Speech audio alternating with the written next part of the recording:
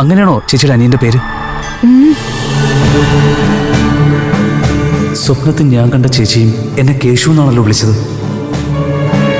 അംബികാന്റിയും അവരുടെ മോന്റെ പേര് കേശു എന്നാണല്ലോ പറഞ്ഞത്. ഇപ്പതാ ദേവി ചേച്ചിയും അനിയന്റെ പേര് കേശു എന്ന് പറയുന്നു.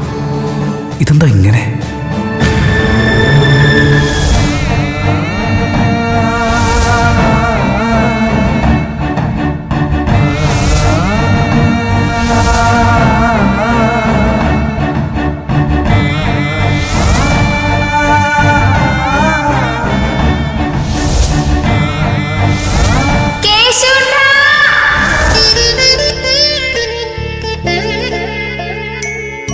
എന്താ നീ ആലോചിക്കുന്നേ?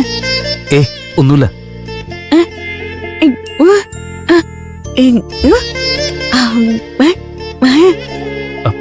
എന്താ ചേച്ചി പറഞ്ഞേ? നമ്മുടെ മനസ്സിലുള്ള ആഗ്രഹം ദേവിയോട് പറഞ്ഞ് പ്രാർത്ഥിക്കാനാ ദേവൂട്ടി പറഞ്ഞത്. ഓ ശരി.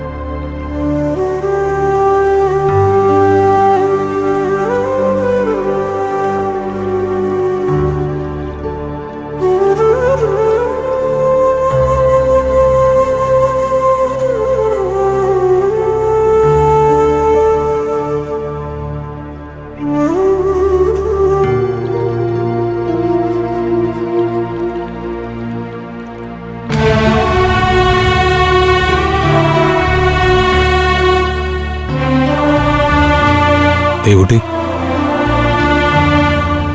ദേവൂട്ടി,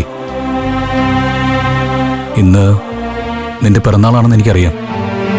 എൻ്റെ വകയായിട്ട് പിറന്നാളാശംസകൾ അറിയിക്കാൻ ഞാൻ ഈ ഒരു നല്ല ദിവസത്തിൽ നിന്റെ മുന്നിൽ വെറുമൊരു അന്യനെ പോലെ നിൽക്കേണ്ടി വരുമെന്ന് ഞാൻ പ്രതീക്ഷിച്ചതല്ല. ദേവൂട്ടിയെ സങ്കടപ്പെടുത്താൻ വേണ്ടി പറഞ്ഞതല്ല. നിന്റെ സന്തോഷത്തിന് വേണ്ടിയാ എല്ലാത്തിനും ഞാൻ വിട്ടു നിൽക്കുന്നത്.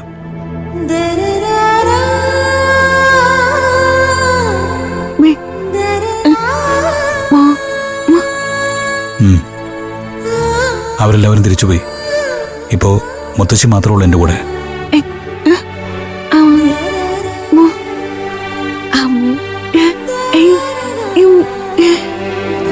അമ്മയ്ക്കൊപ്പം പോവാമായിരുന്നു, പക്ഷേ തോന്നിയില്ല. ഒപ്പം ചെല്ലാത്തതിന് അമ്മയ്ക്ക് സങ്കടമുണ്ട്. പക്ഷേ ആ സങ്കടം ഒരിക്കലും എൻ്റെ സങ്കടത്തിന് മീതെ ആവില്ലല്ലോ ദേവൂട്ടി. ഒരുപക്ഷെ ഞാൻ ആവശ്യപ്പെട്ട സമയത്ത് അമ്മ നിന്റെ മോതിരം തിരിച്ചു തന്നിരുന്നെങ്കിൽ ഞാൻ അമ്മയ്ക്കൊപ്പം പോവായിരുന്നു. ആ മോതിരം തക്ക സമയത്ത് തിരിച്ചു കിട്ടിയിരുന്നെങ്കിൽ ഒരുപക്ഷെ നിന്റെ വിധി അല്ല, നമ്മുടെ വിധി മറ്റൊന്നാവുമായിരുന്നു. ഒക്കെ ആലോചിച്ചപ്പോൾ സങ്കടമോ ദേഷ്യമോ അങ്ങനെ എന്തൊക്കെയായിരുന്നു മനസ്സിൽ. അതുകൊണ്ടാ ഞാൻ പോകാതിരുന്നത്. സാരമില്ല, ചിലപ്പോ മൂകാംബിയമ്മ നമ്മൾ ഒന്നിക്കണ്ടെന്ന് തീരുമാനിച്ചിട്ടുണ്ടാവും. ഏതായാലും ഒരു കാര്യം ഞാൻ തീരുമാനിച്ചു. നീ മറ്റൊരാളുടേതായെന്ന് ഉറപ്പാകും വരെ ഞാൻ മൂകാംബിയമ്മയുടെ ഈ മണ്ണ് വിട്ട് എങ്ങോട്ടും പോയില്ല. അങ്ങനെ ആയിക്കഴിഞ്ഞാൽ ഒരുപക്ഷെ ഞാൻ എന്താവും ചെയ്യാമെന്ന് എനിക്കറിയില്ല. എന്തായാലും നീ മറ്റൊരാളുടേതായി തീർന്നെന്ന് എൻ്റെ മനസ്സിന് ബോധ്യപ്പെടും വരെ ഞാൻ ഇവിടൊക്കെ തന്നെ ഉണ്ടാവും ദേവൂട്ടി. ഒരിക്കൽ കൂടി എൻ്റെ വക പിറന്നാളാശംസകൾ.